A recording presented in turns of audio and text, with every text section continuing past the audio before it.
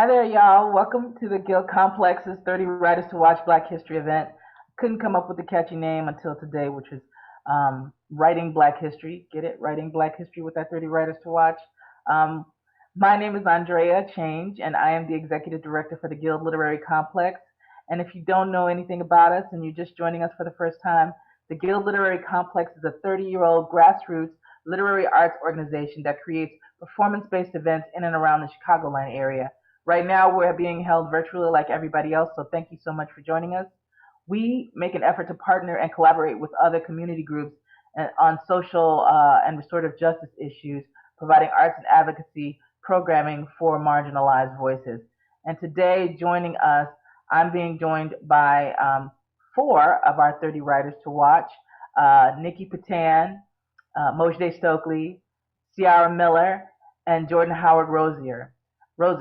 And I want to send out my condolences to Nate Marshall. He was supposed to join us tonight for the event, but unfortunately, he had a death in the family and wasn't able to make it. So, Nate, just so you know, peace and blessings to you and your family on your loss.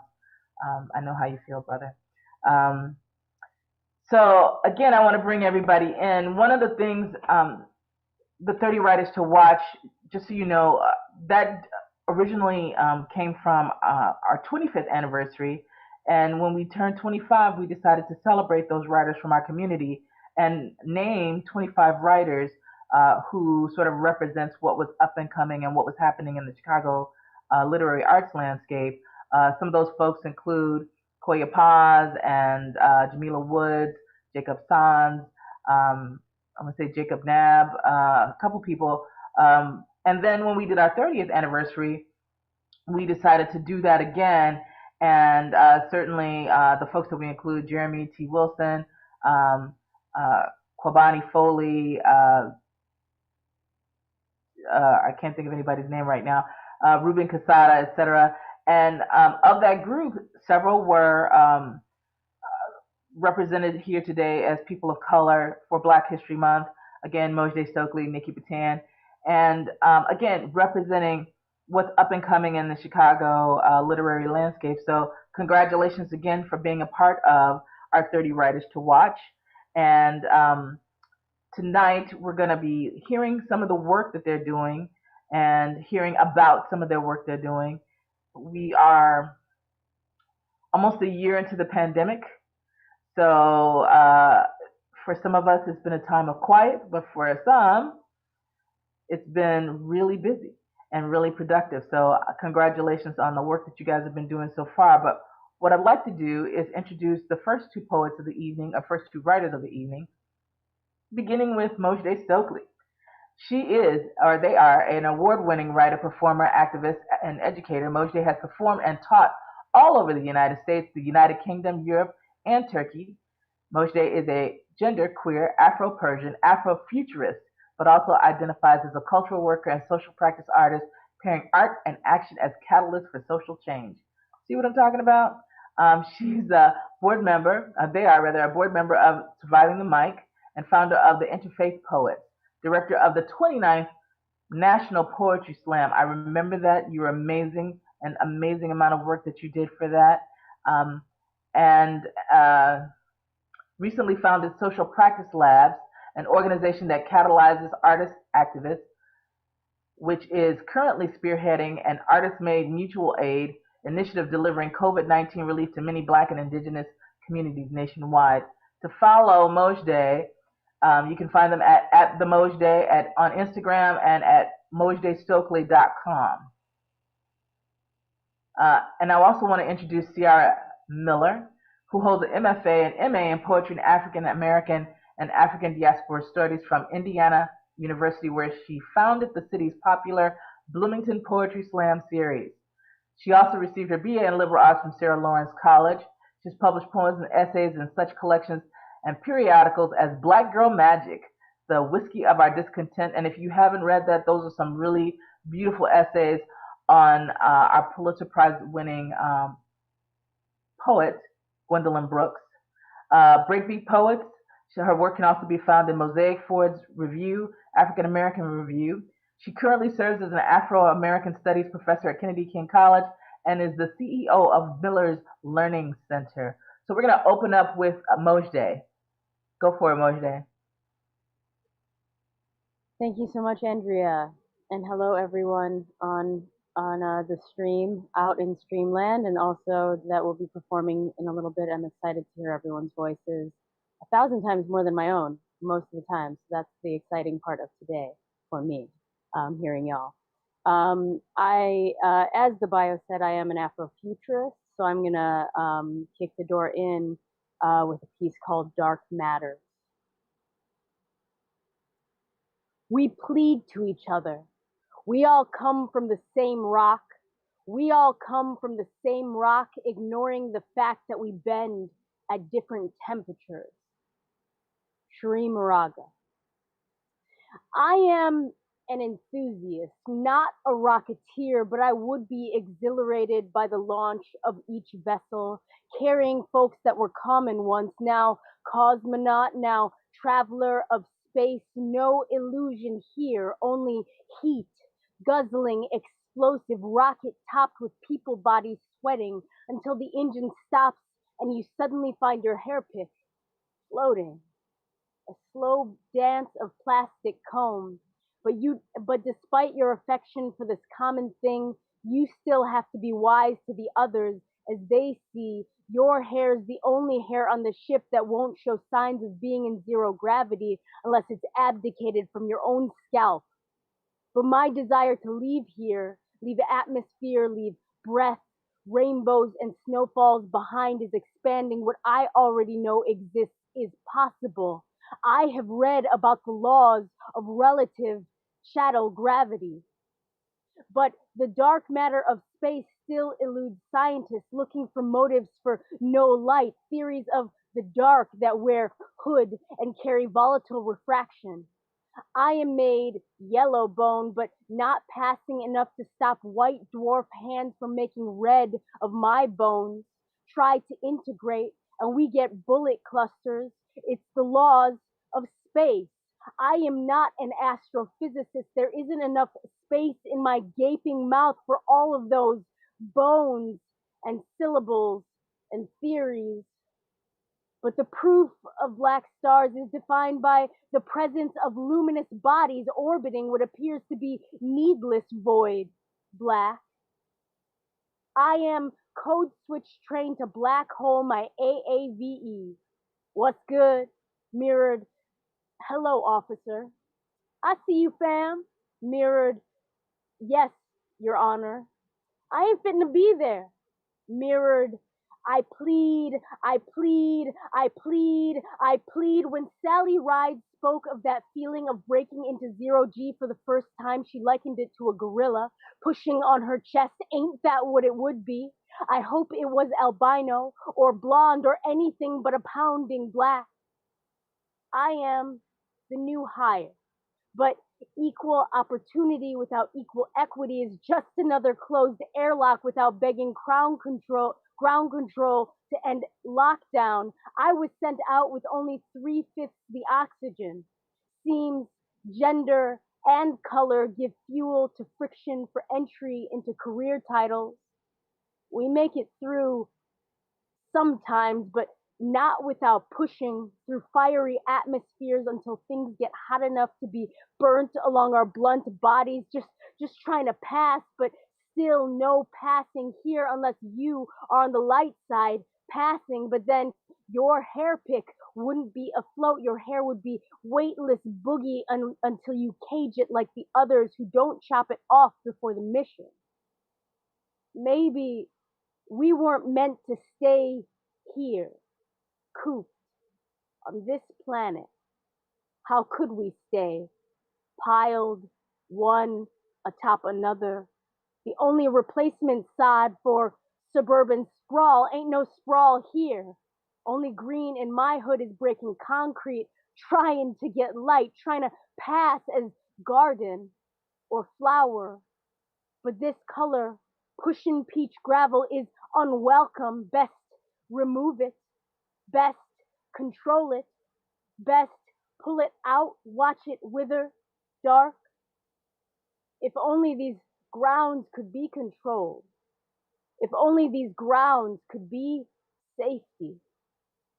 Maybe it's time for Black to go to the moon, to stay there. Yes, I am colored. I am the absence. I am the vacuum. I am the void. I understand the matter as it is dark. Still, we all come from the same rock. We all come from the same rock. We all do, not just the privileged.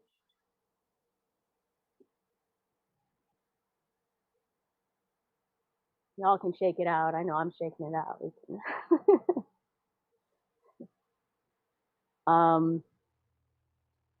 Thanks, Mojdeh. You got more in you? I do. So I have a short piece and a triptych.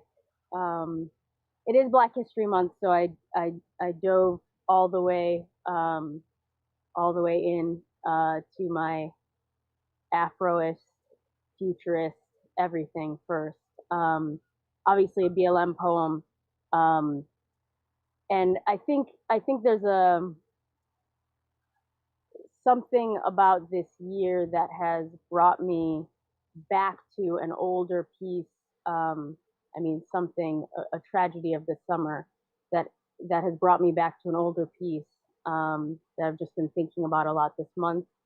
So I'll say in honor of the loss of a lot of the lives that we've lost in 2020 and early 2021 at the hands of officers, but also because our communities are disproportionately not receiving equal health care, equal access to food, all the things.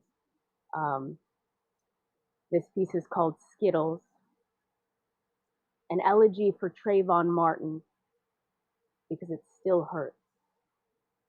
After Omar Holman, Anthony Ragler, Jordan Peele, and Dr. Joy DeGruy. We segregate, humiliated, appropriated, indoctrinated with false facts, burdened, generational with heinous acts, trauma, so familiar they name it our culture. Our children praise false fruits, hunger for aid, cool, flip their trash for cash because our kids ain't fools. Once in a while, I treat myself to some Skittles. It's not a regular thing for me. I don't usually put all that in my body because the first three ingredients are sugar, corn syrup, and hydrogenated something death. I don't know. It's not a regular thing for me. I'm already watching for inevitable diabetes, maybe. But when I do, I buy them late night corner store compulsive. I like them in secret. Impatient strides, I wait to open them at home. I enjoy the pulse-like process for sugar profit. At home, I tap pour the whole bag onto the counter and segregate them by color with a butter knife. As an unusual memorial for the ones who die first in horror films, I start with the fairest, which means the lemon emoticon yellow, then the orange, then green apple, but before and after the permanent finish of purple grapple comes the berry red split spill, because there is always blood before and after the dark meet their end.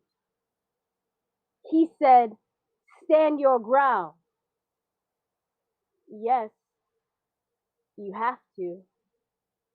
So, sweet stand, gravel, ground, lead, lynch, black bodies matter. Black matters. Bodies matter.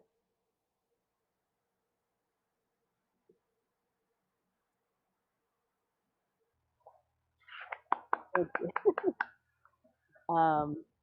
Thanks so much. So I'm gonna ask that we roll. Ciara, if you're ready, we can roll right into you.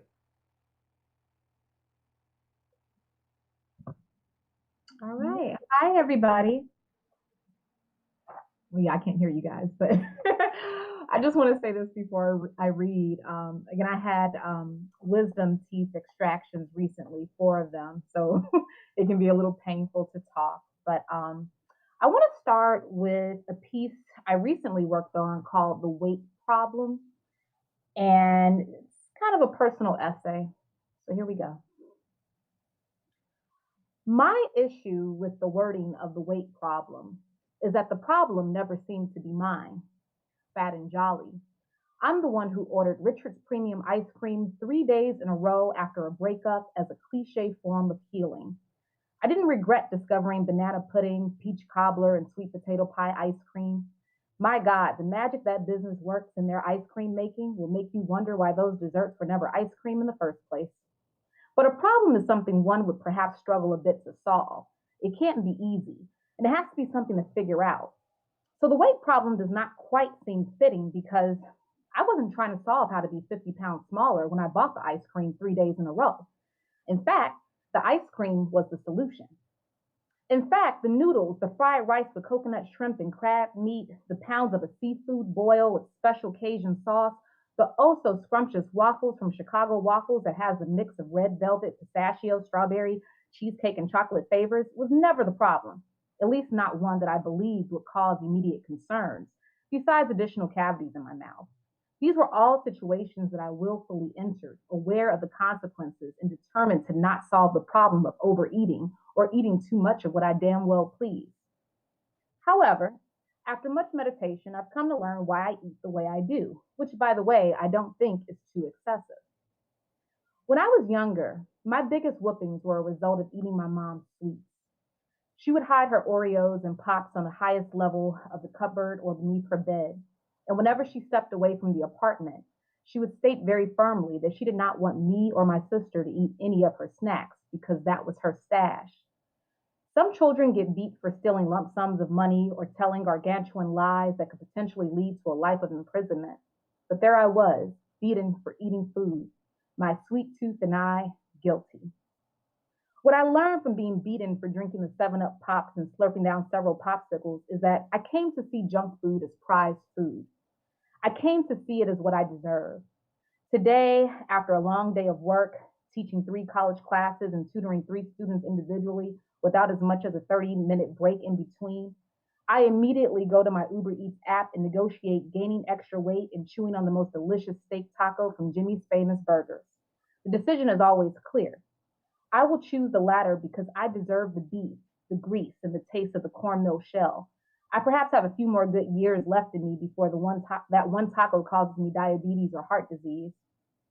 Although one day I stood before a mirror to do the bunny hop, the dance Chicago and millennials may know when you bend down, twist the leg in, go down again, and twist the other leg in. Oh, the heaving I did just to come back up, and the way my leg stubbornly refused to turn inward. Perhaps that was an accumulation of eating whatever the hell I wanted. So sure, in that instance, I had a problem. But it still was not a weight problem. It was the problem of not getting my body to move the way I wanted it to, or to look the way it used to. I have tried lemonade diets, cleanses, excessive workouts, and what I've learned is that one, I've been calling it divine, and two, none of these things are sustainable for a girl who grew up where candy was the biggest treat she could offer herself. What I've learned is that talking about fitness in a country that supersizes meals is ridiculous. Selling salads at places like McDonald's and Chick-fil-A is a capitalistic ploy to maintain our dollars. And some of us are foolhardy enough to continue investing in their lettuce. There is no weight problem in a country like America because America willfully creates this issue for its citizens and somehow expects us to be some super slim supermodels. Yet, I'm not content enough to blankly blame America for what may or may not be a national weight problem. I need names and numbers. I hate when we turn our anger into abstractions. I can call out several culprits, such as myself and my Facebook postings of a happier me during my weight loss journey. However, the discipline required to be that slim in a country surrounded by processed foods and sweets requires downright deprivation. Most of our juices are steeped in sugars to a point where we think we know how papaya tastes, not realizing that papaya often tastes like feet. All of this is to say that I'm not injudicious enough to believe that because a doctor says I'm without ailments that I'm healthy. If I can't bunny hop or walk up and down some stairs without losing breath, then I may have a problem. But it is to say that my weight was always a risk that I was willing to take. So when you talk about a problem, go deeper. The problem is that I think I deserve bad food. The problem is that I value bad food. As an adult, I would eat all the candy, popsicles, potato chips, and cookies because I am no longer poor. I will share these items with friends too, weigh the risk of these foods killing them, and choose to offer it as love because this is how I prevail against a childhood of deprivation. Each order of food is a reminder of how far I have come. Such a far cry from my friend Jeremy buying me fudge rounds and Star Crunches to quell my stomach growls during seventh period English. I spent many of my earlier years relatively slim. I was teased for appearing anorexic slim. I look back at those days with a fantasy of my potential size, often forgetting that I was hungry during those days. I don't need your outside eyes telling me to control my weight in a country that is out of control, profiting off my desires. I did buy a juicer though, and I do enjoy the natural sweetness of a lime versus lime candy and natural orange juice over water, sugar, and orange flavor. Yet, weight is an area that I have not quite mastered. Just like I have not quite mastered being comfortable with obesity despite knowing the faultiness of BMI standards. I wish I could say that I remain steadfast amongst disapproving eyes.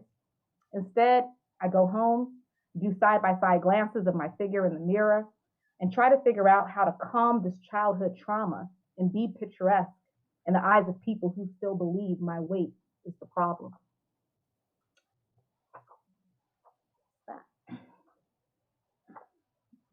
All right. Yeah. It's so weird when you don't like hear anybody or, you just have to go into your next piece. Well, I definitely appreciate that piece. And I understand. Yeah. I'm just practicing vulnerability in my writing and just letting it all out in whatever way it comes out. So this one, oh my goodness. Now this one, I hope no one takes offense to it. It's just me putting it out there, okay? It deals with poetry scene. All right. All right, this is called Holy Ghost. I graduated from an MFA program in 2015 and published one chapbook, Silver Bullet, in 2016 on a small press that is now defunct. It is 2021, and I cannot say that I have published a new poem in nearly 5 years. I have drafted poems that I have barely revisited.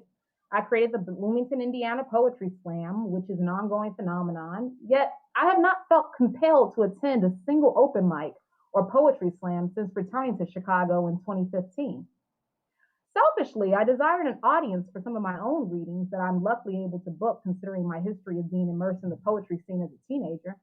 But I have felt no Holy Ghost attending poetry slams, open mics, or even those supposedly sophisticated readings. No long pause, imagined enjambment, sonnet, or other poetry device has allowed my bills to become paid. I snarl at the urgency poets speak with in terms of necessitating writing without first asking if I ate, if they can contribute at least $1,500 to my monthly rent, or lean into me compassionately to hear how it feels to live on the edge of grief daily, with the gnawing thought that my mother may pass away any day, and I may have to create a GoFundMe page despite being the great Black hope of my family. I grew tired of the hypocrisy of struggling poets still dancing with hope that their words are the Bible, yet there is no Holy Ghost when I attend their readings. I utter aloud, more from YouTube tarot card readings for Torians or girl chats with my neighbors. What makes us poets think that our words are so much more special than those of the man who hides his nose behind his newspaper and barely speaks? The poetry scene that somehow gave me a voice as a teenager became the same scene that lied to me about the power of my voice.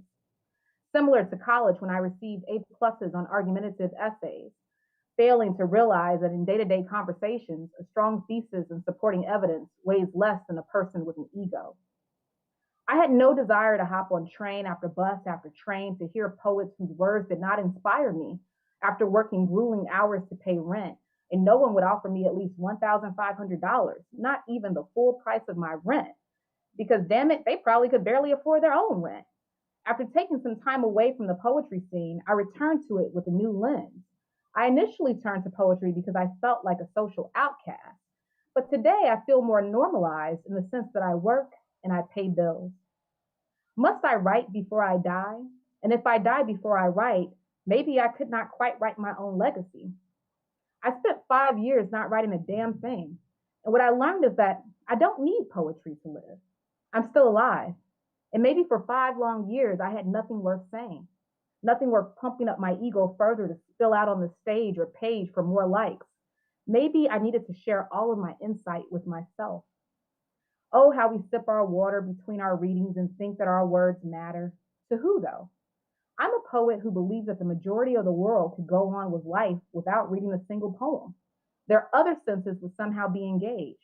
Even as I write this with a full dissertation defense for my statement, I know someone will misread what I'm saying, but I am a poet who believes that we no longer live in an age where people take the time to hear us. I once wrote on my Facebook page that being a poet was one of the hardest jobs in the world, and a former teacher deleted me for that statement, not understanding the depth of my thought. I think writing a poem is as complex as surgery. Taking the pen or scalpel to save a life, namely your own, requires technique, mastery. This is not to say that I have ever succeeded in the endeavor. Perhaps what I imagine a poem having the potential to do has not been achieved by any poet yet. The degree to which I'm moved by poetry is often marked by my desire to validate myself through someone else's words. So what does that say about audiences for poetry? I did not publish a new poem in 5 years, despite knowing I was a writer since second grade, despite my first job being a creative writer at Gallery 37 in downtown Chicago, despite achieving my MFA. And what I know is that when people ask about your writing, they seldom ask about your well-being, which makes one wonder if they ever gave a damn about you in the first place, or they were simply acknowledging that you're not producing something you used to produce. My poems didn't save me from homelessness. It was me, the living, breathing poem, and the spiritual forces that be that kept me from holding a sign for money while sitting on downtown concrete. My poems never paid the askers' bills either. When I tell them that I have assisted nearly 500 students with getting into their top middle school, high school, or college, and that I'm editing the dissertations of so many people who are winning awards, do they even show that they care? I'm Rihanna out here, in line to become the next Black woman billionaire through my talents outside of the music poetry industry. But all you care about is my next album. I want to make it known here and make it very clear. It is a privilege to carve out time to write. As a woman who has had to work 17 of the 24 hours within a day, don't ask me how my writing is coming along. That is capitalist patriarchy. You know I'm a Black woman who has seldom been handed an olive branch. I've had to create opportunities for myself, tooth and nail each time. As an entrepreneur, I care less about the facade of doing well in our society. I struggled immensely. And if that brings you any bit of joy to hear upon reading, you nor your poetry, if you even write poetry, are really radical. You are the reason why I stopped trying to make time to show up to poetry events. If I learned anything else from my writing hiatus, it's that MFA programs and many programs that offer a sense of community, resources, and white validity are in place to make you forget your magic. Have you ever opened a book and wondered what made that person brave enough to write that book? Maybe you opened the book and read some of your own ideas that were shut down in a workshop a year prior. We claim to know so much about cliches that our originality wavers on nonsense. How can I catch the Holy Ghost if the language does not resonate? Guess what happens when you stop looking towards something or someone else to validate you? You stop giving a fuck. You shred the template of life. You start to live your truth.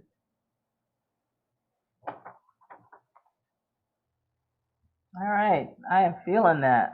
So let's bring in the group. Ciara, you opened up a lot of questions. What I was going to ask everybody is, first of all, if you can all unmute and come back in, was asking what everybody is doing. In Mojdeh's bio, you alluded to a new group that you created. What's the name of it again? Was it Social Practice Lab? Social Practice Lab. So tell me what you guys are doing. So there's a sort of greater vision which is generally to be supporting social practice artists or cultural workers doing work that is, blending activism and creativity and education. But in the immediate moment, I launched the project way early because of the need for aid during COVID-19. So we are predominantly serving Black, Indigenous, and Latinx communities, um, mostly in Chicago and Houston, though we are supporting Standing Rock and a couple of Southern Indigenous nations as well. And we've done food programs. We've been whatever we can do, whatever we can get humans who want to be helpful to transition into care for others. That's what we're doing, and it's just a scrappy group of artists getting it done. But we're accepting donations. So you wanna? We're all accepting donations. Yeah. So you're also on the board for Surviving the Mic, Yeah. and Nikki, with some irony, it occurred to me that I think it was January 31st when you had Centoya Brown at University of Chicago, and I remember walking around and seeing people with masks on, and I was like, yeah, whatever. And shortly thereafter, 6 weeks later, full blown like shut it down, pandemic, and so that was probably the last live event that I went to, maybe. Um, and you know, the irony of that, of course, is the conversation around Centoya Brown and Black girls being sexualized early on, and then suddenly they're all locked in their houses with potential predators or whatever. And I know that your work with Surviving the Mic is critical to those folks who are sort of in the house trying to cope. But tell us a little bit more about Surviving the Mic and also your work with Chicago Alliance Against Sexual Exploitation. For sure. Thanks, Andrea. So yeah, Surviving the Mic launched 7 years ago as a very unofficial organization. We actually started with just a 10-week workshop for folks who identified as poets, performers, women, Black, and survivors of sexual violence. And what I wanted to do was do 10 weeks of learning about the craft of writing and performance, and then also learning about the history and context of sexual violence against Black women and girls, because that's a very specific history. I taught 5 of those weeks. We had 5 guest teachers to teach the other 5. So that was Sonia Renee Taylor, Dr. Tara Betts, Cece Carter, Emina J, and a former student of mine, Kokuma Kinetic. And really, when we first started, I just envisioned it as that. Speaking of MFA programs, I was in the last semester of mine with a 2-year-old or an almost 2-year-old. So things were very busy. And at the end of that 10 weeks, all the folks who participated were like, You be spinning plates like Bozo Circus. and folks were like, so we want an open mic. And I was like, okay, sure, let's do that. And what has been sort of remarkable about that journey is that in the 7 years since, folks like Mojdeh, Ona Wang, a couple other folks who have really stuck around and put a lot of sweat, equity, and labor into it have helped to craft this space that I don't call a safe space, but what I call a brave space. Because folks who have survived that kind of violence are typically not welcome at open mics, typically not welcome in writing workshops, typically are the content of their work is so off-putting or so shocking or so traumatizing to people who've never experienced that. I still haven't figured that out. But it's so much for everyone around them that they can't even get to like the actual craft of how they put words on paper. And so what I wanted to do was just to create a space where that's what the focus is, but around this specific kind of content. And so that's what we do. And ever since March of last year, we have shifted from twice monthly in-person programming to weekly virtual programming. And now we've shifted to twice monthly writing workshops, and then we've got a new open mic that's virtual that's launching this Sunday. And so really, like, my work with Surviving the Mic and my work with Case as their community engagement director is really about, one, making sure that there are conduits for people to tell these very important stories, because there are a lot of stereotypes and assumptions around who a survivor is, around what that means, especially for Black folks, and especially for folks who are living lives that are not very much centered. So folks who are non-binary, folks who are trans, folks who are LGBTQ, folks who are navigating disabilities. These are the survivors that people typically don't hear from, don't care about, are just not interested in. And thankfully, through the work of CASE and their sort of collaboration with Surviving the Mic, I'm very proud to say that we are able to resource folks to do this work with us. So we just published a zine on our website. We were able to pay every single contributor. We're able to pay our features. We're able to pay our workshop facilitators, our open mic hosts, and all of these folks are survivors. So not only do I see it as like a platform for stories for people, I also see it as a platform for, I think, economic, I can't even call it like opportunity, but maybe like justice, and like not even nearly enough, right? Like not even like nearly enough money or nearly enough resources, but it's a start in terms of like resourcing people around stories that I believe can really shift our culture around something that, if you think about it, is kind of the bedrock of American culture and economy, that without rape, you don't have slavery. Without rape, you don't produce more slaves. And without producing more slaves in that free labor, you don't have the foundation of the country that we live in. So in my opinion, our whole country rests on the backs and on the bodies of Black folks who were subject to that kind of violence. And so the work that I do is about, trying to shift that balance. So now you did a little bit of Black history making of your own last week. You spoke to the UN. Can you tell us a little bit about that? So that was for the UN Global Engagement Summit, for folks that very much want to work with the UN. I actually addressed the actual UN in 2014 with a group of other Black women in Geneva, Switzerland. And that was a historic moment. It was the first time that, Black women had ever addressed the United Nations about the history and present problem of sexual violence as it impacts Black women and girls. 60% of us will be raped before the age of 18, and that's 60. And since we know a lot about pandemics and what it means to, declare a pandemic, that only requires 3% of the population. We don't have a word for 60%. We don't have a word for over half. So for us, that was really important to do that. And I love kind of continuing my relationship and work with the UN, because it's a way of getting my work and this like topic, this problem, this thing that's so pervasive, getting it out in front of a global audience, in front of people who are not artists, who are not poets, who are not writers, but who are very much interested in shifting policy and in shifting cultures to make the world literally, I mean, as cheesy as it sounds, to literally make the world a better place. So it's I love doing that work because people are very, very fired up in a way that I actually, to Ciara's last piece, in a way that I don't find poets to be fired up at all. And to me, like that's the power of like writing, is that it does have the power, if done in the right way, if presented in the right way, if the stakes are high enough, and in front of the right audiences, I believe that it does have the power to really shift and change the world. So yeah, it's my little cornball speech. You can get a lot shorter once you step off that soapbox, but that's okay. That's all right. I like it up here. The air is fresher on the soapbox. It's cleaner. Oxygen. There's something to be said, like when Ciara was talking about, when you're young, everything is new and it's like sparkly and you're passionate and you do feel like it's on fire, and there's like this, what you're saying has this great importance, and on some level it does, but it only does because you're 20.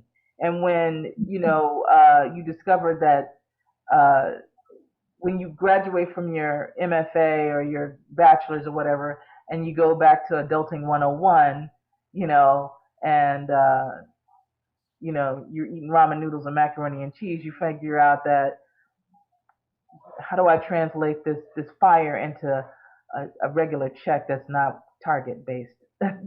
Yeah, I think that can be one of the dangerous things too, especially if you get immersed in the poetry scene as a teenager. Because I was immersed in it at the age of 14, right? And so, I mean, luckily, I didn't think that was going to pay any bills for me. I didn't rely on it in that sense. But I do know some people, it's just a really special occasion when you can have that platform and you can be super young and, don't come from a marginalized community, and you finally have this platform where everyone can hear you.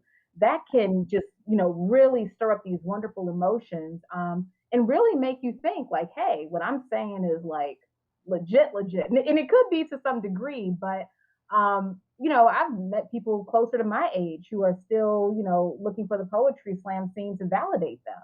And I think that that's a huge issue, because I mean, let's be honest.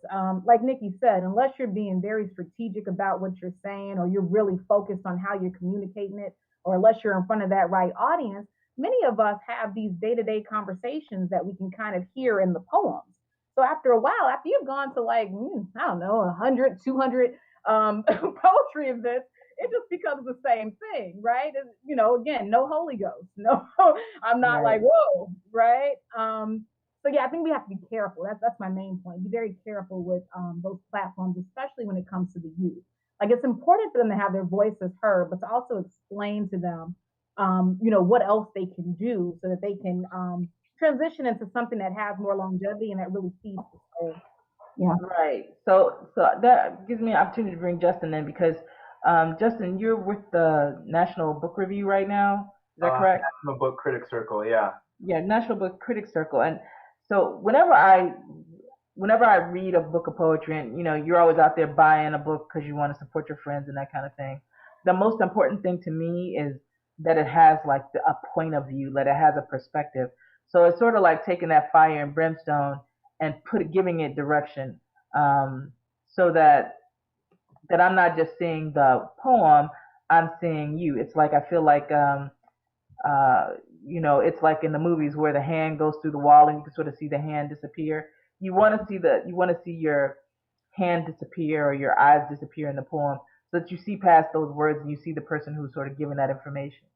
But are there any trends out there? I know you and I had a conversation about publishing not necessarily being the brass ring anymore. But tell me what you're seeing out there as you're going through those many many mounds of books right now. Well, as far as poetry, I mean, I'm sure someone would be more articulate about it than I am, but when I was writing over the summer, in light of the poetry boycott and Nate Marshall's work, like I think this is really like the best generation of poets that I've come across, in my like young old lifetime, in the sense that there's just a lot of talent, and the sensibility does seem more politically engaged than like years past, and I think it just reflects a sort of like political acuity that I haven't really like seen like growing up, or maybe it was always there and they just don't give it to you in school. But I'm grateful in like a critical purview to see that. But a lot of the books I chaired the criticism committee this year, and a lot of those books were fantastic. Afro Pessimism, which didn't make the finalist list, but Marking Time by Nicole Fleetwood did, which is like a fantastic book about like taxonomizing the conditions that incarcerated persons like make art, and it's like brilliant because you could take that theory of carceral aesthetics and you could take it back in time and apply it to like so-called outsider art, or you could take it and apply it potentially to people in mental institutions, or like disabled people who are like wards of the state. It's just a very interesting like theory of creation. And also Christina Rivera Garza's book Grieving was really fantastic, just in terms of trying to make sense of all the violence and death in Mexico right now with the drug cartels. So there's lots of people writing in the right direction. Yeah, I'm older than all of you all. So I remember, and truth be told, when we talk about the Guild complex and it being a 30-year-old organization, I'd like to think that around the time that the Guild was formed, what you're talking about in terms of like this general sort of renaissance, Chicago was super active in, Chicago was very involved in activating sort of this sort of spirit of writing. There weren't as many MFA programs as there are now. Some of them were created by people from that very community. And I do see that happening right now. And I think when you talk about that political acuity, and let's not use the word politic in the terms of government, but politics in general in terms of causality, in terms of when you talk about people being more aware of their own gender specifics, or being more aware of what their trauma looks like. Ciara, it's funny, people, when you use the word beating and whoopings casually, but it's inherent in our culture. I don't know if that's something that's sort of experienced now, because my child is way older, but I don't know if that's sort of part of it. And I don't personally, I got beat when I was a kid. I don't think of it as trauma. You did something wrong, you got punished. That was the punishment. You know, it wasn't like stand in the corner. It was, and usually we did something that earned it. I broke a couple windows in my time. I lost a little sister. You got beat. you know, um, but so it's interesting that you say about that. But I do think that Chicago's like super vibrant right now, and the beauty of that is that we can. It's funny, when we were doing a 30 Writers to Watch, it really was like we had to sort of narrow down this big enigma of people. And even now, I feel like we left out so many people who are sort of out there and sort of creating work and doing great things. But you all are part of that group, and you sort of represent what's happening and what, I don't want to use the term Black futures because I think that is kind of cliche, but you're writing that history right now, being who you are, doing the things that you're doing, by being that teacher, by being that catalyst for somebody to sort of uh, get past that trauma, or have it manifest itself in another way. So I think that's super critical and super important. Um, I want to ask too, because this occurred to me when we were talking about other stuff, but and this is not serious. I was really excited to have Nate Marshall, because I have wanted to interview for a while. One, because he's another generation that came up, and he grew up in the same neighborhood that I grew up in. And as a kid, um, we were joking about this, that if you had money, you could go to the show downtown. And if you had money and you could go to the show downtown and get popcorn from Garrett's, that was like a big deal. And if you could go to the show downtown and have popcorn for Garrett's and then go to Ronnie's Steakhouse afterwards, you were balling. That was like somebody's birthday. It was like a big deal. So when you were talking about the ice cream, and you have to tell me where you get the ice cream from, but what is your treat? What is your what's your guilty pleasure treat? You, Mojdeh, you talked about Skittles. Well, what's your Chicago guilty pleasure? I get real serious when it's Chicago specific. That is Papa's on Division, Kibarito on Tuesdays, chicken. That's all I'm saying. Just, if you haven't made the right choice yet, don't act like you didn't get told.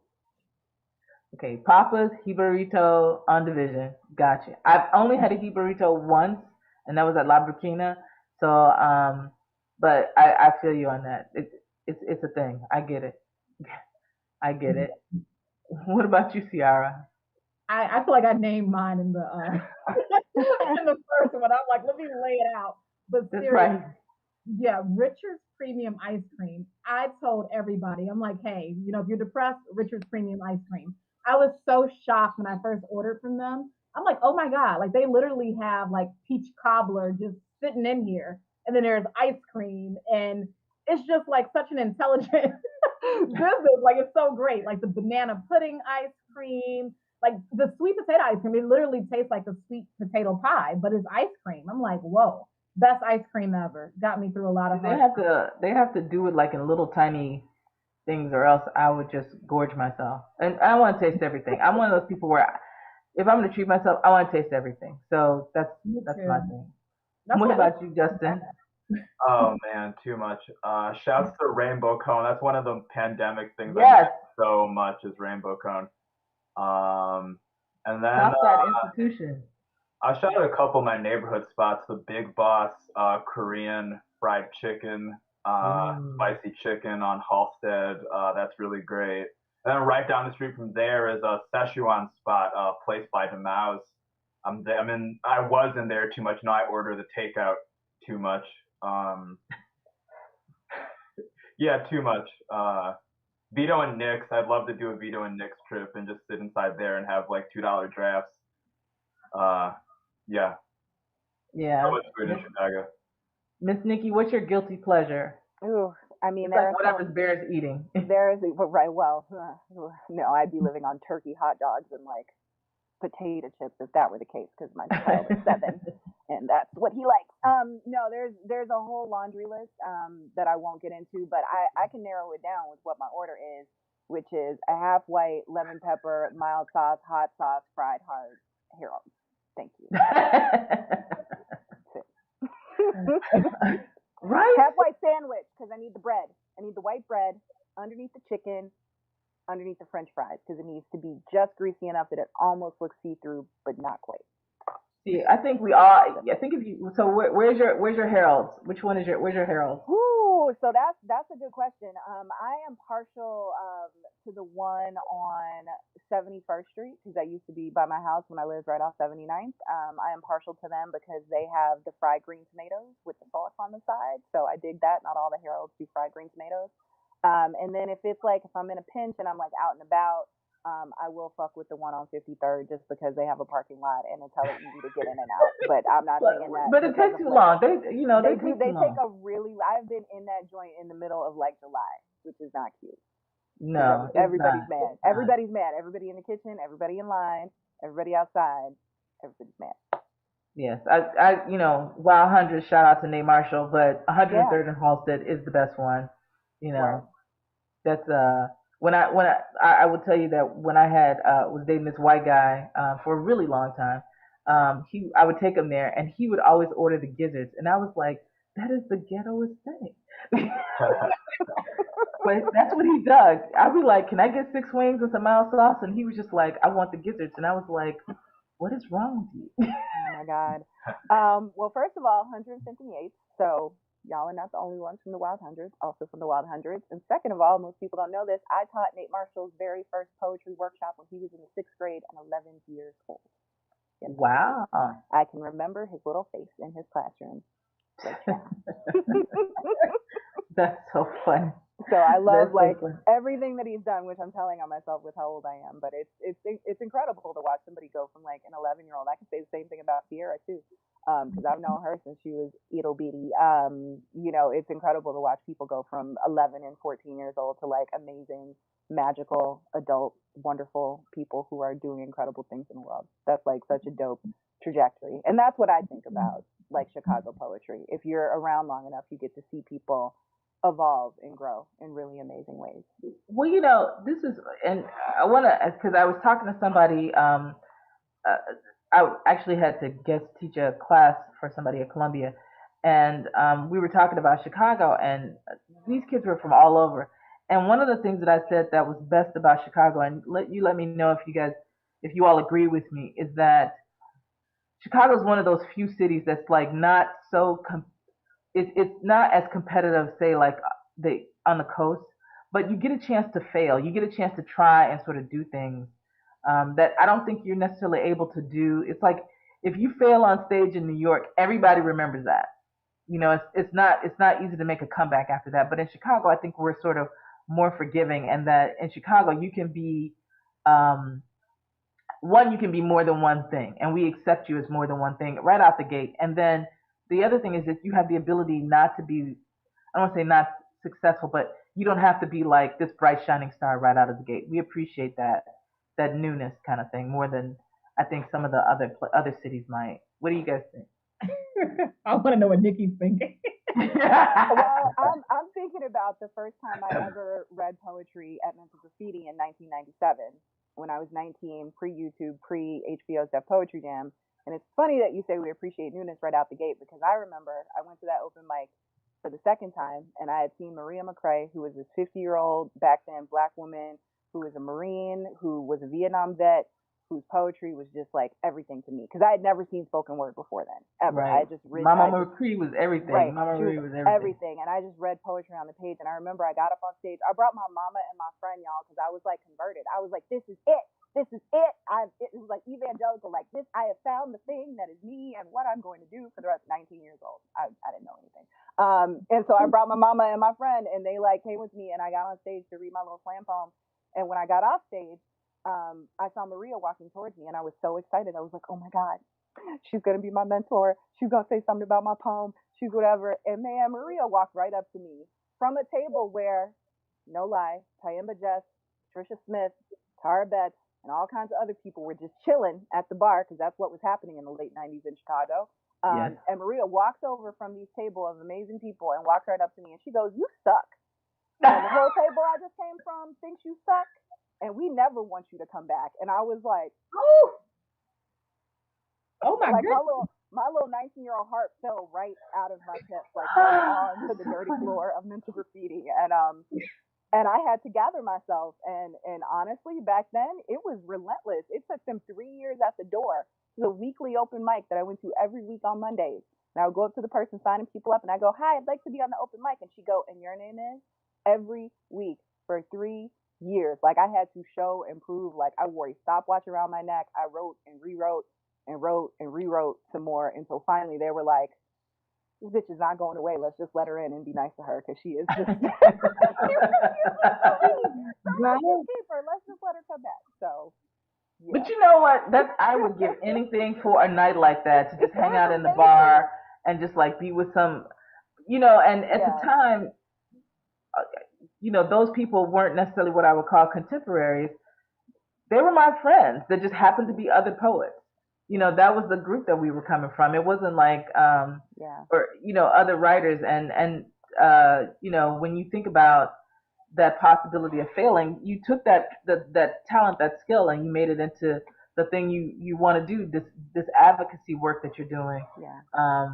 And you can still, slay a room, but you're still doing that advocacy work. So I just think that Chicago is, it's like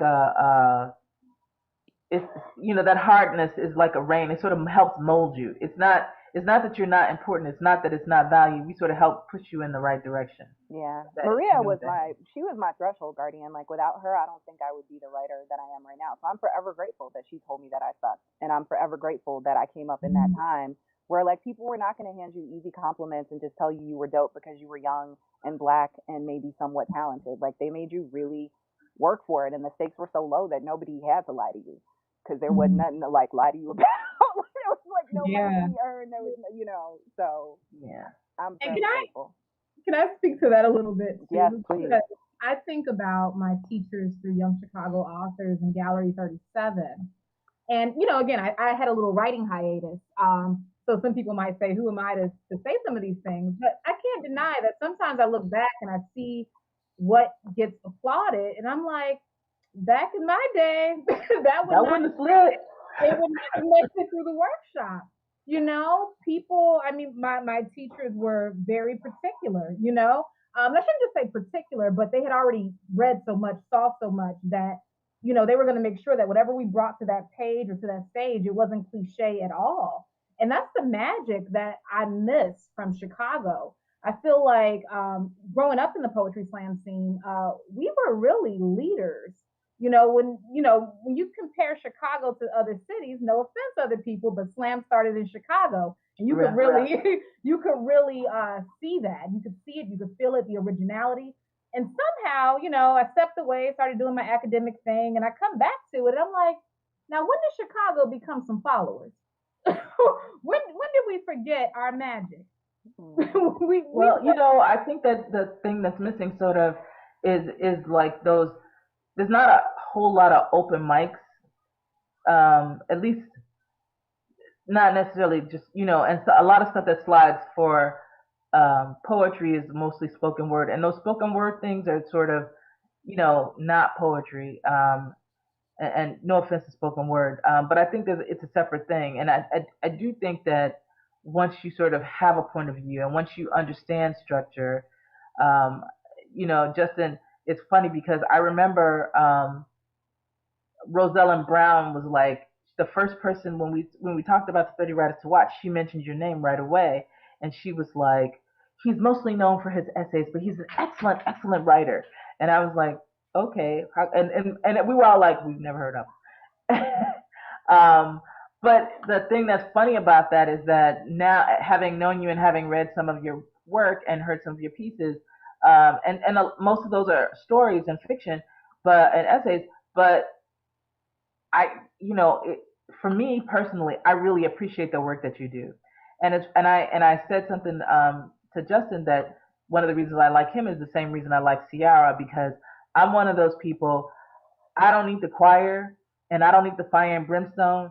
Just give me the sermon, give me the story, give me the facts. And when you're in church and that pastor's like really earnest and he's telling you something and it's not a show, I'm all in. And I think that for those people who do that critical work of analyzing um, other art and giving us an in or another level of understanding of work, that's super important. Um, when you read the essays from Whiskey of Our Discontent, um, it's an avenue into Gwendolyn Brooks that is otherwise unexplored. On some level. And same thing with the when you access those other folks in your critical essays, you're giving people, like the again, Nate Marshall. But when I remember reading the interview you did and the article with the Poetry Foundation on Nate Marshall, and I was just like, again, it's an avenue that otherwise would go unexplored, and that work is vital. Um, it's the lessons that um, don't necessarily end up in the classroom, but you sort of have to take it on your own and go revisit that work and sort of get more out of it. So what I'd like to do right now is sort of bring us back to some other writing and bring in Justin, who's going to read for us. I want to tell you a little bit about Justin because although we've talked about him, he's the founder and editor of the journal Critics Union. His writing has appeared in the New Criterion, Kenyon Review, Book Forum, and elsewhere. He's currently working on a novel about the death of three athletes told from the perspective of their community, the Black residents of the Chicago South suburbs. Rosier is the recipient of the James Nelson Raymond Fellowship from the School of the Arts of Chicago and Alan Chew's Emerging Critics Fellowship from the National Books Critics Circle. You can follow him on Just Like Beirut on Twitter and IG at Saville, SAVILLE_ROS. He's also one of the co-curators for the Guild Complex's one of its newest programs, which I'm very fond of, the Guild Presents Exhibit B. So he's going to read for us. And following Mr. Justin is Nikki Patan, and I can't say enough good things about her, except she's all those things. Featured in The Guardian, The Chicago Tribune, HBO's Def Poetry Jam, international television and radio, writer, producer, designer, and survivor. Nikki Patan has been advocating, performing, and educating for almost 20 years. She's performed at the National Black Theater in Harlem, Brooklyn Museum, Lynx Hall, Black Artists Retreat, Expo Chicago, and many other spaces throughout the United States, in New Zealand, and Australia. We talked about her presentation with the United Nations in 2014, making history there. She also holds an MFA in creative nonfiction from the University of Southern Maine and is a recipient of the Three Arts Make a Wave Award in Music. Again, recently named one of our 30 Writers to Watch. She is the Community Engagement Director for Chicago Alliance Against Sexual Exploitation and founder, executive producer for Surviving the Mic. If you want to follow Surviving the Mic, it's at survivingthemic.org. And her work can also be found at Nikki Patan, PATIN.com. Justin, if you want to start for us, I'd appreciate it. And everybody else, if you can mute. Yeah, thanks to the Guild for having me, and I can definitely relate on the writer hiatus because between reading for the National Book Critics Circle and Exhibit B and like day job and essays, my novel is kind of stagnant, but I'm still chipping away at it, looking for agents. And this piece I'm going to read from is about parent-teacher conferences in the suburbs, and there's a little bit of romance.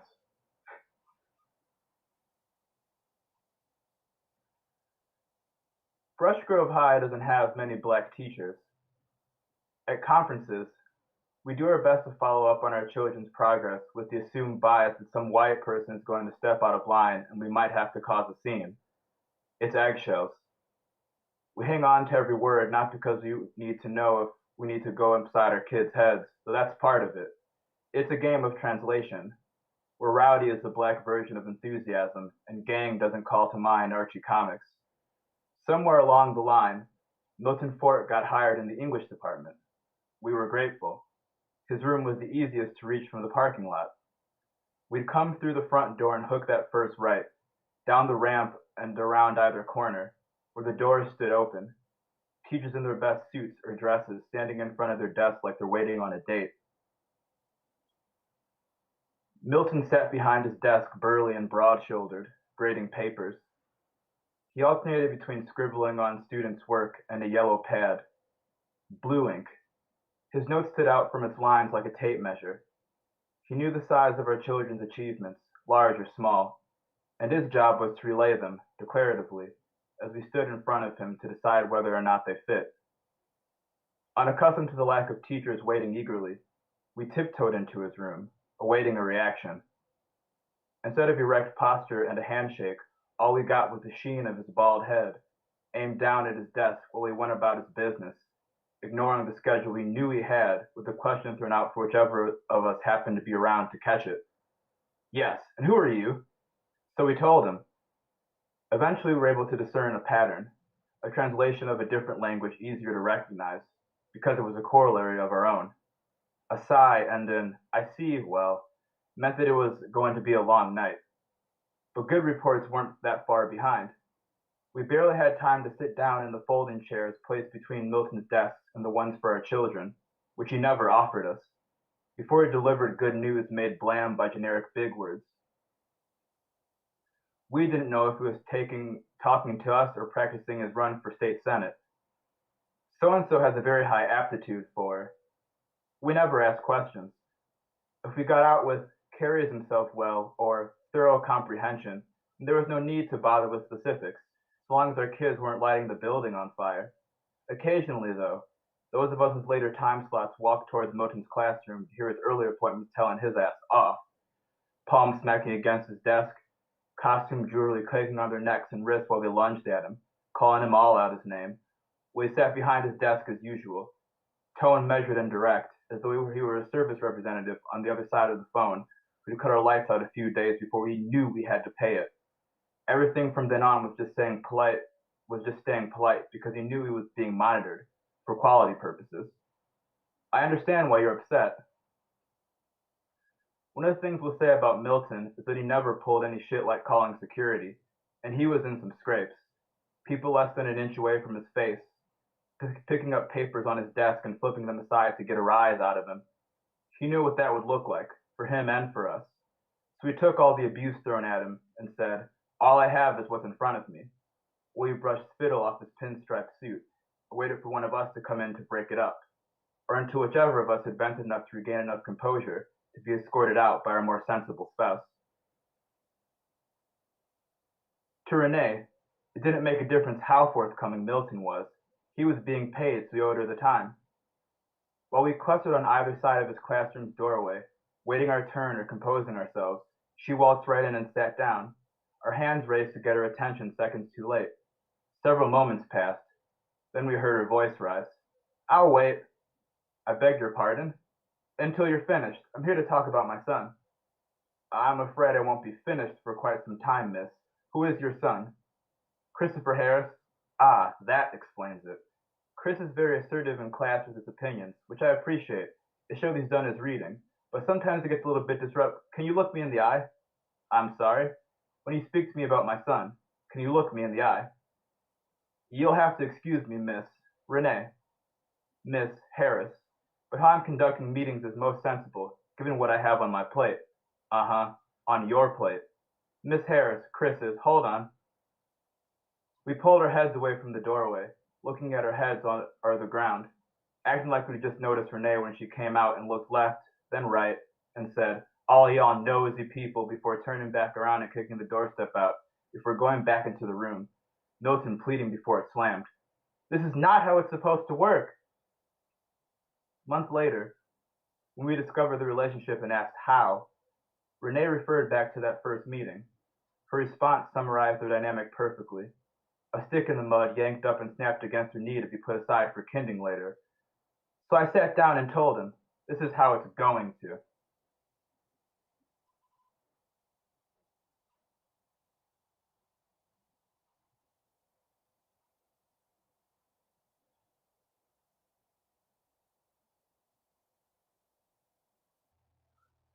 Thanks, Justin. I was like, wait, what happened? I'm like waiting for more stuff to happen. I was all into it.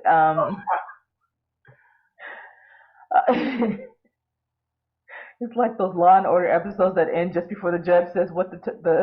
I guess that's I'm like, wait, is maybe he that's guilty? Is he not? you wanted more. Well, it's up to you if you got more to read. Yeah, I can read from another section. This is earlier on in the book, just documenting one of the lives of one of the main characters.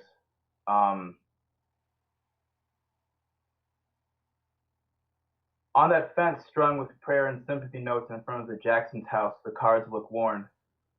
We shouldn't have to tell you about the weather out here, but a lot of those well-wishings are weary with age. When word got around about his attempted heroics, damn near all of us empathized with Stephen's position. To try and fail is depressing as it is, but to whiff at reviving a life? Years ago, before he went private practice, that man saw a lot of death. But at the hospital, you open a file and see an illness, not a person. Or maybe it's more like the illness is taken over to the point where, to the doctor, the patient is possessed, and all anger and grief directs at the process and the disease talking, so you roll your sleeves and attack it. When it doesn't work out and the corpses get shut in their drawers, you can do the same to the file and go home. Not so this time around. Either Dr. Jackson was a fraud or a failure. To himself, anyway. No one in Brushgrove thought that, even those of us who continue to see him as uppity. At worst, he gets respect at arm's length, admired for his achievements, but irritating because he didn't keep it real or respect the hustle or maintain the hood ties, whatever we're saying nowadays to demarcate those of us whose blackness is thinned out. The Jacksons drive a Mercedes.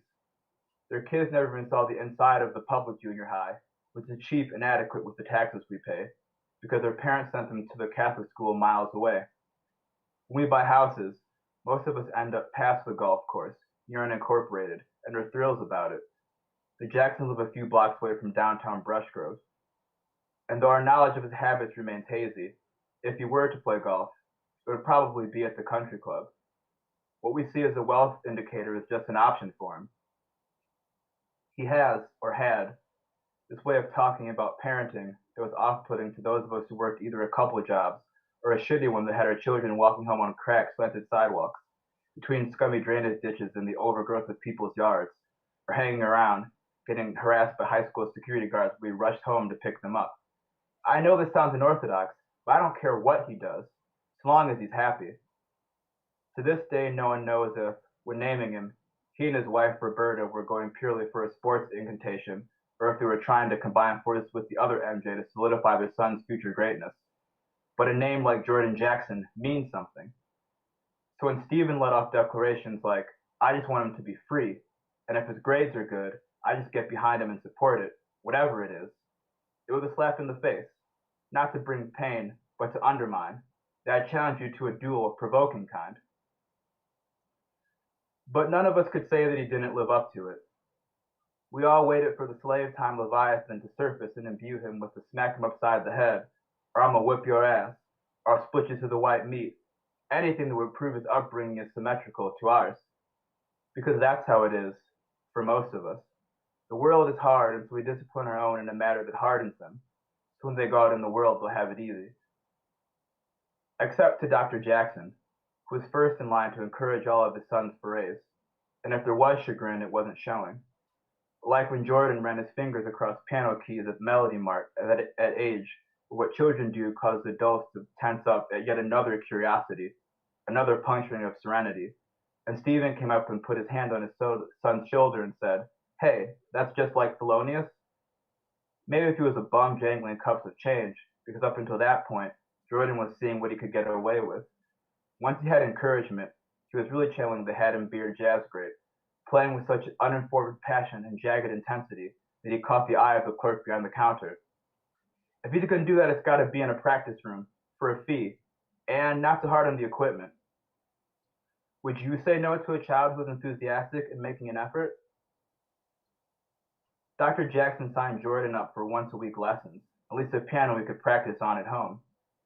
Through the living room window, we could hear the dissonance pierce through the air and bounce down the block, sometimes smoothing out into normal, pleasant sounds, but always drowning out the voice of Stephen, or Roberta, or the instructor that came to the house for extra help. Then one day we didn't hear any of that. The streets were quiet save children running into them while their parents called out, and we saw Stephen leaving the Jackson driveway to go into his house with drawing paper and a box of oil pastels under his arm to replace the construction paper and 120 count crayon set, plus a nice cloth cover to prevent slip-ups and smudges on the piano he had apparently leased to own, that Jordan now sat at to color. Then he stumbled on the fact that TVs and paper pieces are both rectangles. He would draw things he had seen in the cartoons slipshod and crudely, but he'd tape it to the wall where his high notches are, and narrate the action into serving spoons with such enthusiasm that Dr. Jackson got him a microphone and receiver set for Christmas. Then, instead of narrating his drawings, whose portfolio and supplies were now stuffed in a chest upstairs, Jordan ran around and narrated actual TV shows. The kids outside making snowmen and angels, dinner every night, his hallway experience getting water going to the bathroom when his parents' door was closed. Dr. Jackson set strict limits on the microphone set's use, and clipped out articles from the Trib for Jordan to read, to improve his enunciation. Suddenly, he was more into reading than reading of stories out loud. The receiver sat next to him on the porch, with the microphone rolled off and drooped on the stoop, hanging ajar due to the cord's short length. Stephen got a subscription, bought all the Scholastic Book Club selections, because it's important to teach the values of ownership, and a moleskin reporter's notebook in case Jordan loved the written word enough to recreate it. But the only thing that brought on was a tendency towards solitude.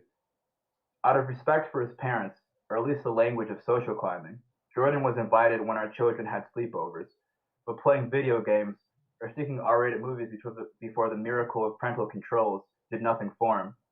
Mostly he just sat at home, skimmed Harry Potter, did his homework, read the paper, left it on the table by the door for when Stephen got home, refolded extra neat, as if he'd never touched it.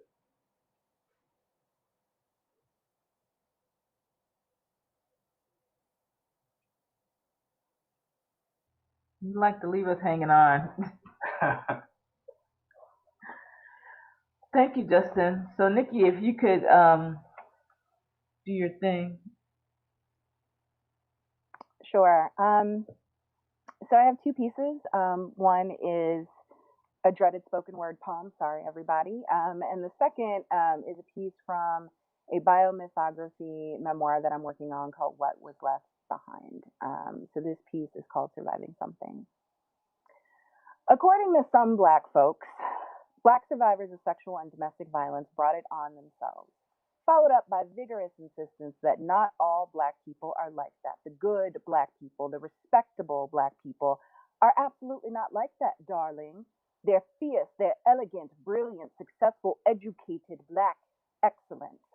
Not somebody's survivor, not somebody's victim, not somebody black-eyed, baleful, bodily integrity violated, being forced to endure for pleasure, profit plantations, power reduced to producing for the very bottom of lines. Such pride we take in those who have managed to adjust to the sickness of this society. We diagnose us who chase against toxicity, who lack medicine to make peace with iniquity is not all there. Ghetto hood, ratchet, ignorant ass Negroes, bitter, angry black baby mama, thugged out, thought crackheads who just don't want to do no better, as not all of us are like that. Yet.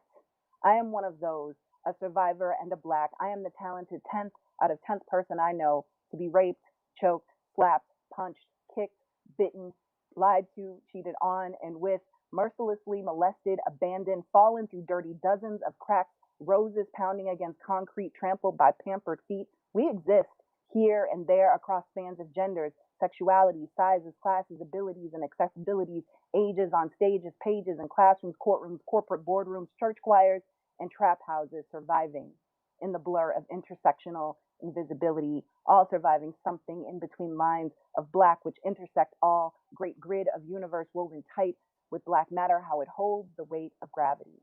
Without back-breaking black, blowing breezes, sweet black, and mild surviving nothing to live for with wielding wind, gone ballistic, ripping black from the land, stripping blood from backs that were always strapped. Always strapped. We still haven't come back from that. Trauma snaking through DNA, we time travel, conduits branded into our ribonucleic, rivers carrying everything in its streams, black, watery schemes, rippling, serene, lapping surface, muting screams of those who just didn't make it. Those who did can't shake the hatred. We are neither post-racial or post-traumatic when present-day black lives still don't matter. Stay splattered across concrete, police cars, foster care headlines, stress disordering our everything. Can't you see? You're surviving something just like me. You may have never seen yourself bloody with grief of someone else's cruelty, born of their own lack of healing. You may have never looked broken. Skin always touched with love, but something, if what you are black, something has laid you low, made you bend and carry what was not yours. Not so different from me, from the least of these. All of us black, all of us surviving something. And in true Southside Chicago fashion, that's that piece. If you've never been to a Southside open mic, so everybody ends their pieces. This next piece is actually brand new, has never been written or read out loud, I should say. So this memoir that I'm working on is a combination of a couple of different writing styles. One is persona, written in the voices of a bunch of different members of my family. They will hate me when this book is published. A second part of it, a second piece of the format is epistolary, so all the pieces are in the forms of letters. And then the last part are just straight up narrative. This piece is an epistolary piece actually written to my grandmother, who I have never met, who died a year to the month before I was born. This is Miss Ida May. Miss Ida May, that one picture I have of you makes everything that I ever knew about myself confirmed and not able to be doubted or debated. Your name, which sounds like greens and cornbread, like the blues, like green grass in deep summer, like a river flowing slow but sure, like that woman from Tennessee who would affirm that black folks did indeed invent rock and roll, is a lesson in the spirit knowing what it is before the brain or even the heart can catch up. You're the only black woman in my lineage to whom I can trace a line who isn't the direct product of an interracial union. This is important.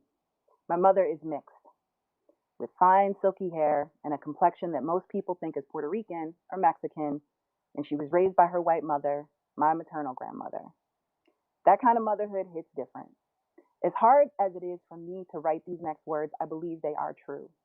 That white motherhood that yields mixed children is not often grounded in love, that the white motherhood that raised my mother held a sinister edge that I felt even as a child.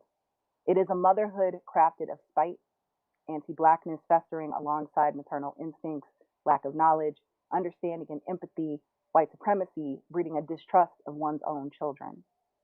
I am the daughter of that daughter, and none of them knew what to do with my hair, my body burgeoning as early as third grade, my self-hatred pouring in with every stereotype, every joke, poking tiny holes into my consciousness until it was a raw and gaping maw of confusion and despair.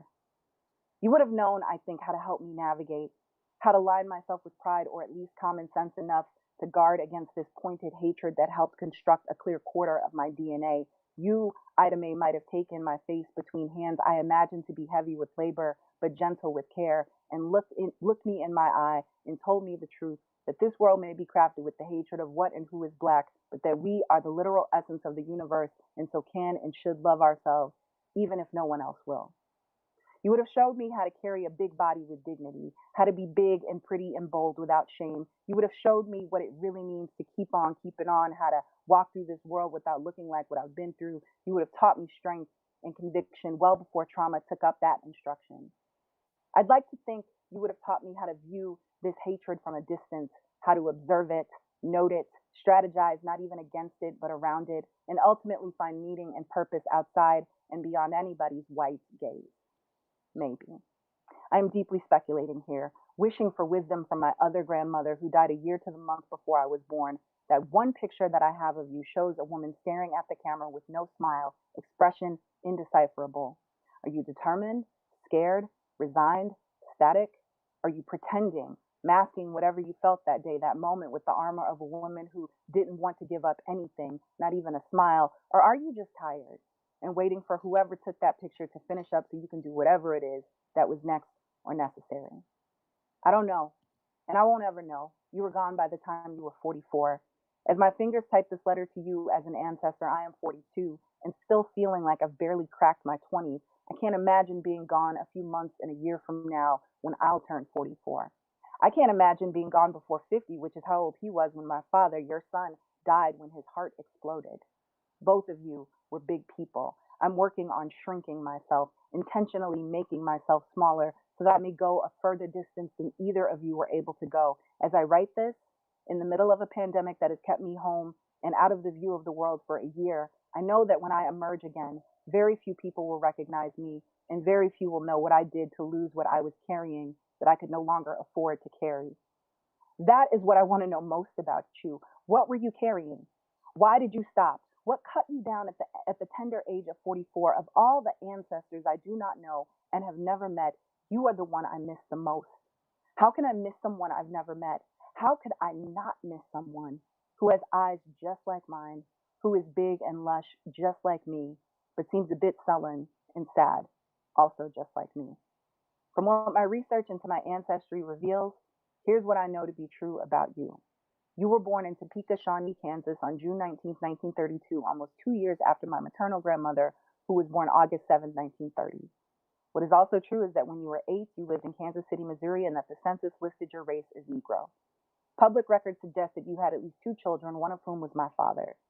Everything else is lost to time. What you like to eat, what kind of music you like to listen to, whether or not you were an artist, if you drank or smoked, or were ever really loved. I can tell you that I like to eat things with a lot of flavor and love food from all over the world. I listen to all kinds of music, but jazz is my first love. I am absolutely an artist. I've done plenty of drinking and smoking, but not so much now. I have been really loved, definitely heartbroken, and have loved when loving only caused me harm. I have been the most loved by your great-grandson, who is currently 7 years old and has been and is my greatest lesson in what it means to care for someone other than yourself. My blackness has always been questioned, though not by me. I've always known I was black, never wanted to be anything other than that, and despaired when other black folks treated me as an outsider because of how strong my natural lineage shows up in my features and in my hair. They think these light eyes come from the white side, but these eyes come from my daddy, my father, who I never met until I was 21, had to track him down like a hunting dog tracks dinner. When I found him, staring into his eyes was like staring into my own. When I saw a picture of myself, him, and my mother all together, I finally felt like all the pieces of myself fell into place. Staring at that picture, I no longer felt like an outsider, and my blackness could no longer be questioned. It is a concrete fact, much like the fact that my eyes don't come from my father as much as they come from you. Miss Ida Mae, I hope you are somewhere where you can see your granddaughter, see me speaking up for folks who have been hurt, see my poems and my tears when I read them aloud, see me battling depression and anxiety, beating it back every day as I will myself relentlessly toward liberation. See me on stages and behind podiums and in front of classrooms, doing everything in my earthly power to honor the DNA that straightens my spine and fires my tongue. I hope you can see me raising your great-grandson to be free and happy, and how I say yes to him more than I say no, because the world is full of no. And I have a sneaking suspicion that you and my father heard plenty of that. I know my mother has, and that even my white grandmother did. My people are intimately familiar with no, experts on it, in fact. And so I say yes to my little boy as much as I can because that's our next lesson. I love you. If you haven't heard that in a while, if you never heard it enough in your short life, please hear it from me. Even if you were an asshole, even if you were mean, even if you were cruel, abusive, and perhaps a total and unapologetic bitch, I love the whole and entire you. As always, the pressure is on Black women to carry what others can't or won't, and I'm sorry to rest my pride and my promise on your ancestral shoulders, but you're it, Miss Ida Mae.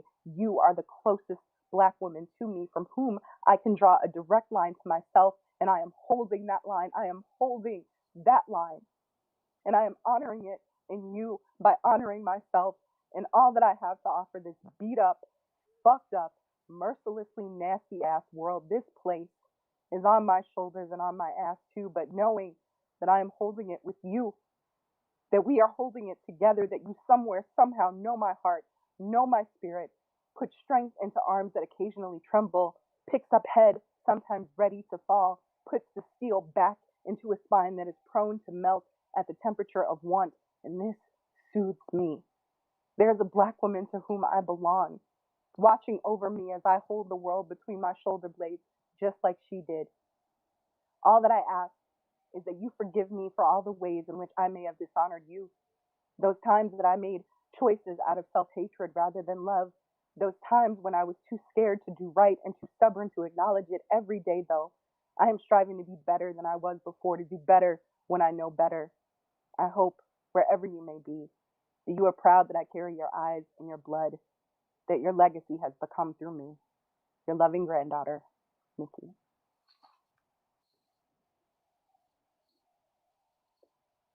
Ooh, who knew that would be so emotional? Whoa, my goodness. Well, Nikki, you always do that to me. I can't stand you. I can't stand myself, Lord. Oh, my goodness. Well, I want to ask you guys a couple questions before we wrap. I know we talked a little bit about what's new, and we talked about your gifts, but when we talk about, I want to ask two separate questions. Who's your go-to Black writer? And because I know I have a couple people that I fall on, and what is Black Chicago to you? So, Ciara, I'll ask you first because I know you're mine. You got a line of people. Oh, honestly, well, Carolyn Rodgers was the first name that came to mind, and I've done some research on her work, and that's because she's very bold. She just tells it like it is, and I read way too many like poetry books where you can almost feel the writer hiding themselves, right? So I like when you actually expose yourself a little bit and share that vulnerability, similar to what Nikki just did with her piece, which was amazing. I followed it all the way through. Right. Yeah. In Black Chicago, it's very interesting because I live in Hyde Park now, and but I'm from the West Side, right? So I'm from Garfield Park, North Lawndale. I've basically lived from like the United Center, which I guess is now the near West Side, all the way to North Lawndale. It's bizarre, but it's interesting for me. I can't really define it, but I do know that my experiences in Hyde Park are way different um, than my experiences where I grew up. And so I'm often battling with that because, to be quite frank, I do like the comfort of the community where I live. It took me years to accept it. It took me years to accept just all of this diversity, all of this access to resources in Hyde Park, because I know that that wasn't my experience growing up. And yeah, it's kind of haunting sometimes actually to be where I'm at now and then travel to see family. And, as soon as you come off certain expressways, you just see people in the middle of the street struggling, asking for money, so on and so forth. So I think Black Chicago is very segregated. Um, I think there is no one experience. I think, yeah, I think a lot of things. I think about, Yeah.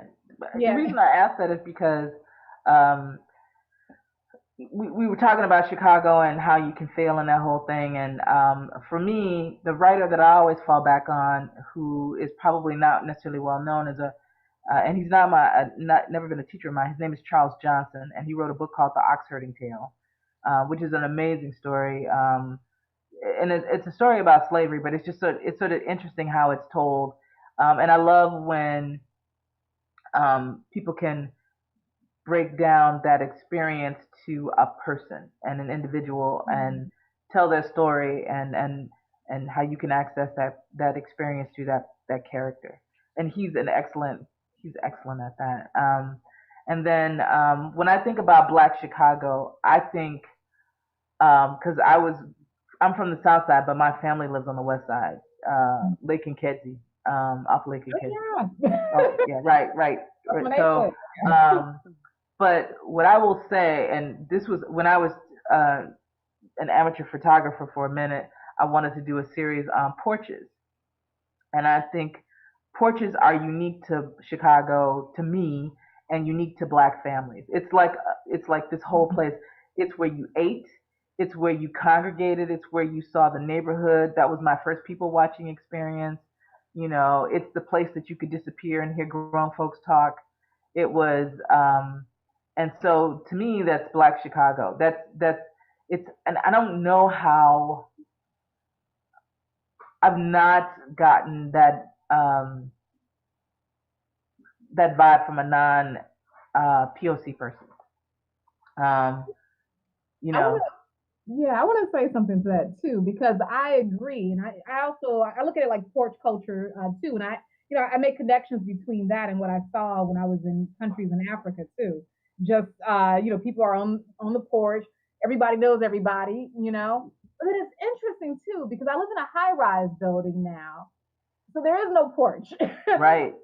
But in the building, there are a lot of Black people.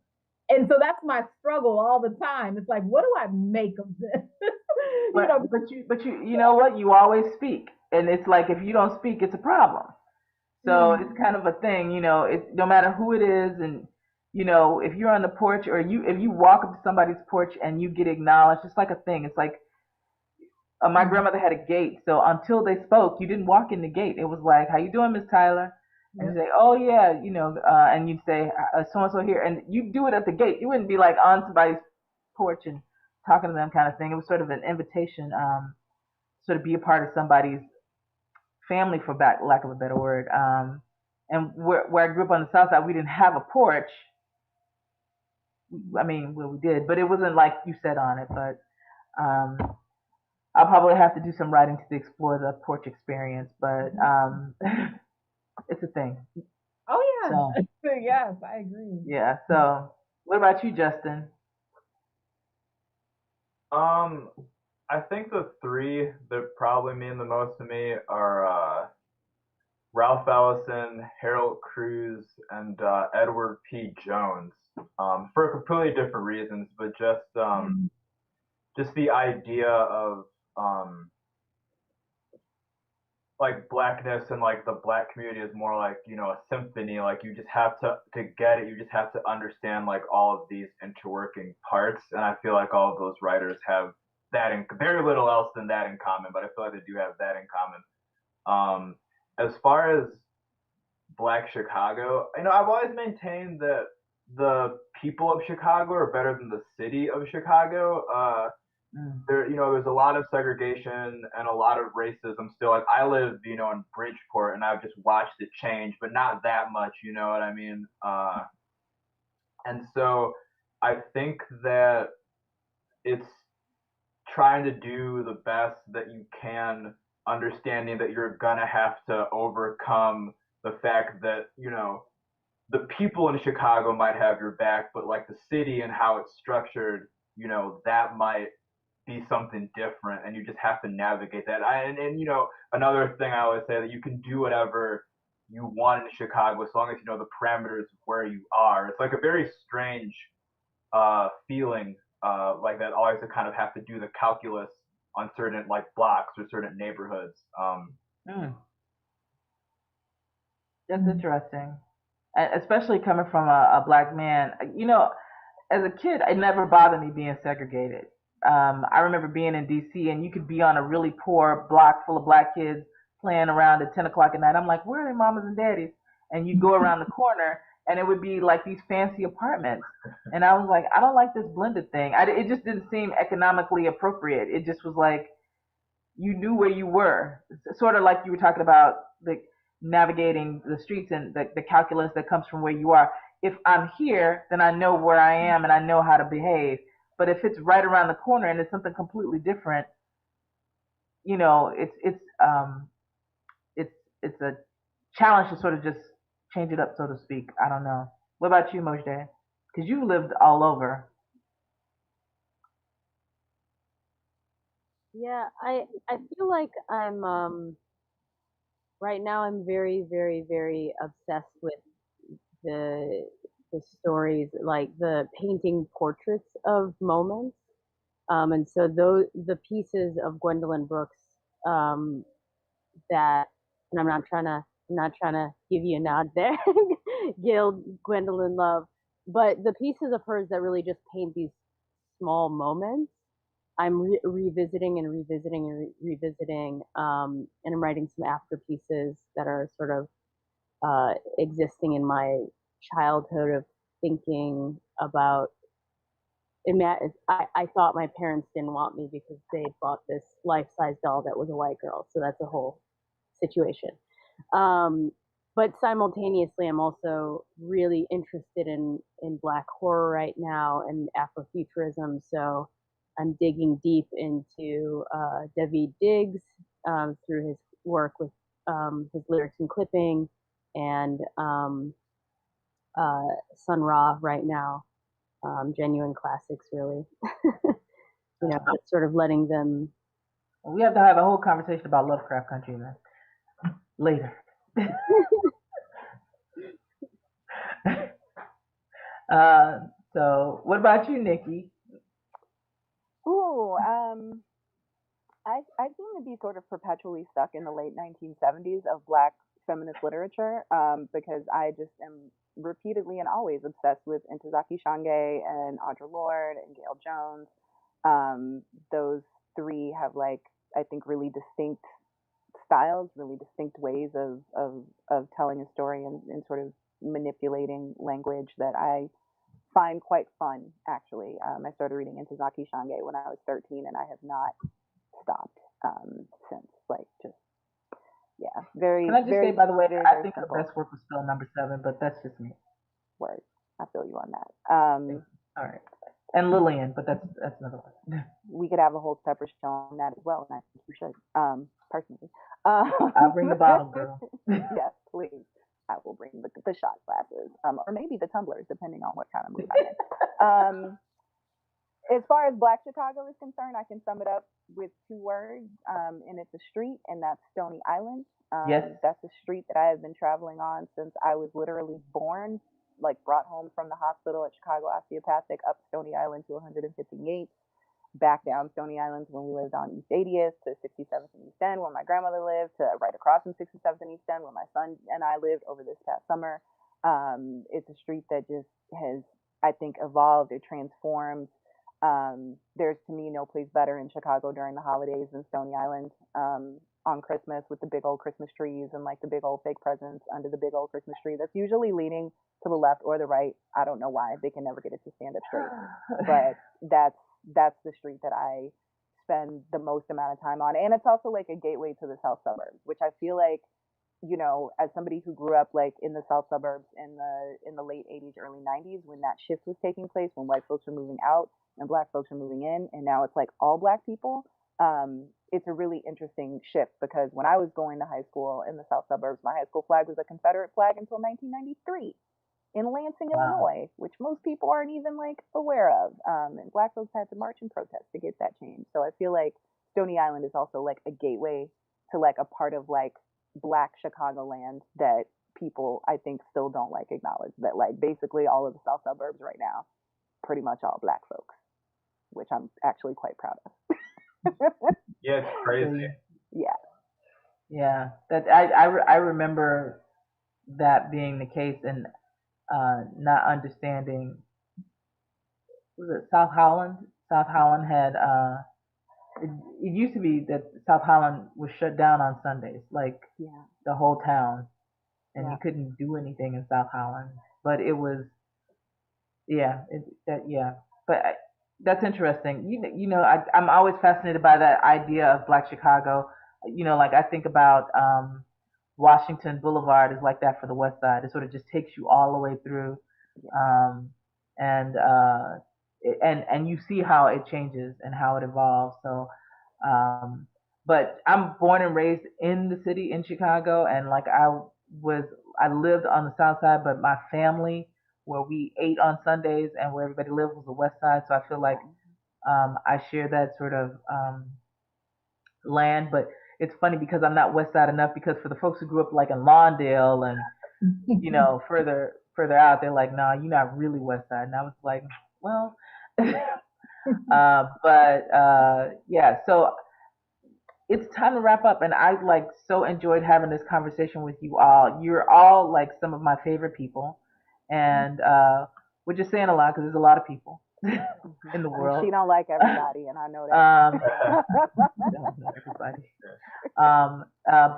But your work is super super valuable. Everything that you do, everything that you represent, as you represent out in the world, represents the city, represents Blackness, represents the community of literary writers here in the city. And whether you bring in music or critiques, or whether you're helping to open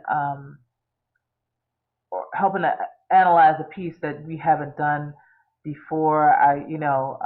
All of these conversations, when you mention Gwendolyn Brooks, when you talk about about accessing the neighborhoods, it's just so amazing. And Chicago has so much to offer in telling of their stories. So, and you, the four of you, are an important part of that. Again, prison blessings to Nate Marshall. I'm sorry he couldn't make it this evening, but I want to say how much I appreciate you all. Thank you on behalf of the Guild Complex. If you want to get at Mojade Stokley, you can get at her at the Mojdeh on IG, on FB, and at Twitter. If you want to get at Miss Miller, you can find her at Miller's Learning Center underscore MLC. That's her Instagram page, so just definitely check that out. Nikki is making things happen with Surviving the Mic. That's one of her Facebook pages. You can also find her on Nikki Patan and on the Instagram at NickStar1 WON. And Justin, do you have a page at all? But no, you can hit me on Twitter. You're on the Twitter, and I should say, again, I mentioned Exhibit B, which is again one of my most favorite programs that we've started with the Guild Complex since we started in a pandemic, and it's been amazing. And I want to thank him and James Stewart for doing that. And the next Exhibit B is at the end of March, on March 28th. Yes, the last Thursday. Yeah. The last Thursday of March. And we're also going to be working with, partnering with, rather, the Chicago Literary Hall of Fame to honor Sandra Cisneros with the Fuller Award this year. So that's exciting to be part of that with the Chicago Literary Hall of Fame. They do so much good work. But the Guild Complex has been around for 30 years, and the work that we do couldn't just be done, and presenting these authors couldn't be done without the work that you do, which is helping us by donating some money. You can always go to theguildcomplex.org. We've got a brand spanking new website, and the donate button is just around the corner. So if you want to check us out, feel free to do that. You can also check us out on our Instagram and on our Facebook at Guild Literary Complex. For now, thanks everybody for coming. Enjoyed talking with you both. I look forward to the time we can all hang out at a coffee shop, at a bar, and smoke cigarettes and talk shit. One of my most favorite. That's what I miss most about the pandemic, just sitting around for hours and talking stuff. But again, thank you, Mojade Stokley. Thank you, Justin Rosier. Thank you, Ciara Miller, and thank you, Nikki Patan, from the Guild Complex, and everybody there. Have a good night. Thank you. All right, you too. Bye.